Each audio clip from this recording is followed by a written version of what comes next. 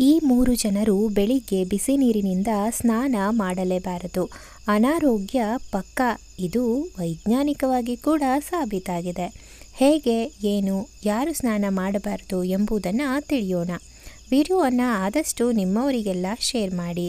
ಚಳಿಗಾಲದಲ್ಲಿ ಸಾಮಾನ್ಯವಾಗಿ ಜನರಿಗೆ ತಣ್ಣೀರಿನಲ್ಲಿ ಸ್ನಾನ ಮಾಡಲು ಮನಸ್ಸಾಗುವುದಿಲ್ಲ.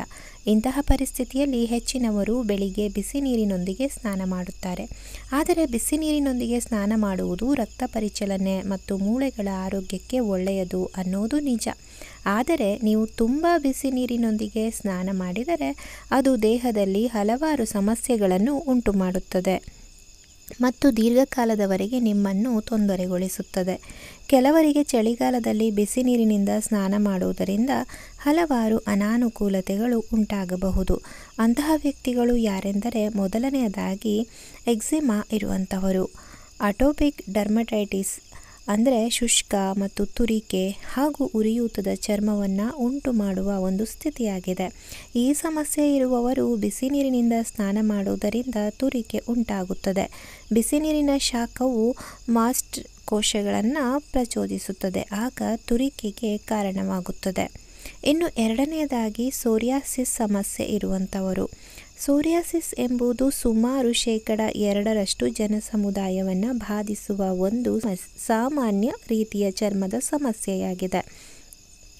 ಪುರುಷ ಮತ್ತು ಮಹಿಳೆ ಇಬ್ಬರಲ್ಲೂ ಸಮಾನವಾಗಿ ಮತ್ತು ಯಾವುದೇ ವಯಸ್ಸಿನಲ್ಲಿ ಆದರೂ ಇದು ಕಾಣಿಸಿಕೊಳ್ಳಬಹುದು.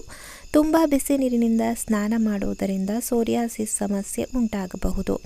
ಬಿಸಿ ನೀರು ನಿಮ್ಮ ಚರ್ಮವನ್ನು ಒಣಗಿಸಬಹುದು ಮತ್ತು ಕಿರಿಕಿರಿಯನ್ನು ಉಂಟು ಮಾಡಬಹುದು. ಇದು ಚರ್ಮದ ಹೊರಪದರದಲ್ಲಿರುವ ಕೆರಾಟಿನ್ ಕೋಶಗಳನ್ನು ಹಾನಿಗೊಳಿಸಬಹುದು. ಈ ಕಾರಣದಿಂದಾಗಿಯೇ ಇದು ಚರ್ಮವನ್ನು ಒಣಗಿಸುತ್ತದೆ ಅಂತೆ.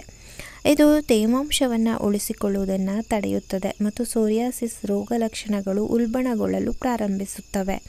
ಇನ್ನು ಮೂರನೆಯದಾಗಿ ಅಧಿಕ BP ಸಮಸ್ಯೆ ಇರುವಂಥವರು. ತುಂಬ ಬಿಸಿ ನೀರಿನೊಂದಿಗೆ ಸ್ನಾನ ಮಾಡುವುದರಿಂದ ರಕ್ತದೊತ್ತಡ ಹೆಚ್ಚಾಗುತ್ತದೆ. ಹೀಗಾಗಿ ಹೃದಯ ಸಂಬಂಧಿ ಕಾಯಿಲೆಗಳು ಮತ್ತು ಅಧಿಕ BPಯಿಂದ ಬಳಲುತ್ತಿರುವವರಿಗೆ ಸಮಸ್ಯೆ ಆಗಬಹುದು. ಆದ್ದರಿಂದ ಈ ಎಲ್ಲ ವಿಷಯಗಳನ್ನು ಗಮನದಲ್ಲಿಟ್ಟುಕೊಂಡು ನೀವು ಬೆಳಿಗ್ಗೆ ಬಿಸಿ ನೀರಿನಿಂದ ಸ್ನಾನ ಮಾಡುವುದನ್ನು ತಪ್ಪಿಸಬೇಕು. ನೀವು ಸ್ನಾನ ಮಾಡುತ್ತಾ ಇದ್ದರೂ ಸಹ ಬಿಸಿ ನೀರಿನಲ್ಲಿ ಸ್ವಲ್ಪ ತಣ್ಣೀರನ್ನು ಬೆರೆಸಿ ಅದನ್ನು ಸಂಪೂರ್ಣವಾಗಿ ಸಾಮಾನ್ಯಗೊಳಿಸಿ ನಂತರ ಸ್ನಾನ ಮಾಡಿ. ಅತಿಯಾದ ಬಿಸಿ ನೀರು ಬೇಡ. ವೀಕ್ಷಕರೇ, ಮಾಹಿತಿಯನ್ನು ನಿಮಗೆ ತಿಳಿದವರಿಗೆ ಶೇರ್ ಮಾಡಿ. ಮುಂದಿನ ಉಪಯುಕ್ತ ಮಾಹಿತಿಯೊಂದಿಗೆ ಸಿಗೋಣ. ಧನ್ಯವಾದಗಳು.